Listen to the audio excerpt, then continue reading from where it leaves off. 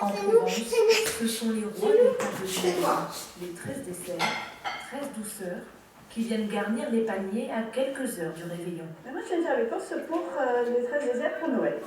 Michel choisit ses produits avec grand soin. Tu la connais celle-là? C'est la fille du fromage. Et un peu de gourmandise. Très bon. Très bonne. Aux figues s'ajoutent les pommes, raisins, mandarines et l'incontournable melon, le verdao, une longue liste de fruits secs et frais à avoir sur sa table, comme le veut la tradition. Il n'y a pas de luxe établi. L'important, c'est qu'il y ait 13 desserts, parce qu'ils représentent les 12 apôtres et Jésus. L'important, c'est qu'on ait aussi les capres mendiants, les noix, les noisettes, les amandes et les figues sèches.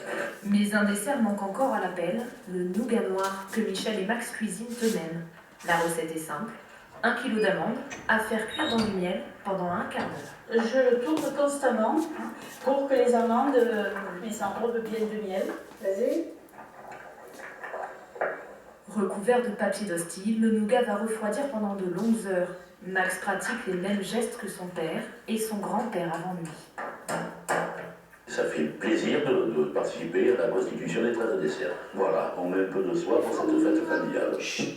Une fête familiale où chacun apporte sa contribution et respecte les traditions ancestrales. En hommage à la Trinité, 3 nappes doivent être dressées sur la table où sont déposées 3 coupelles de blé de Sainte-Barbe. On dit que si le blé est beau à Noël, quand on l'a bien, tout va bien. C'est-à-dire que quand le blé pousse bien, tout va bien dans la vie.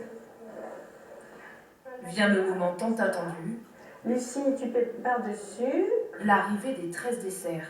Ils se dégustent après le gros souper en attendant la messe de minuit. Tu veux du raisin? Pas de raisin?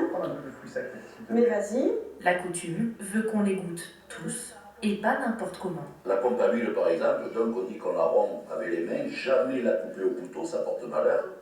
Et ensuite, et par tradition aussi, on la trempe dans le vin cuit avant de la manger. Voilà, ça fait que ça l'adoucit un peu. Et c'est très bon. Cet instant de partage réunit toutes les générations.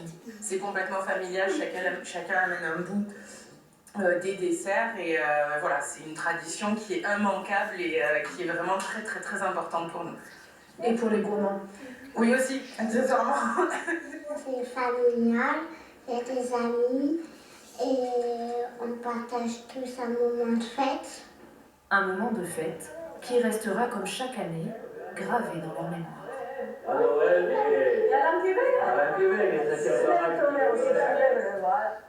Dans les stations de sport d'hiver, on assiste aussi.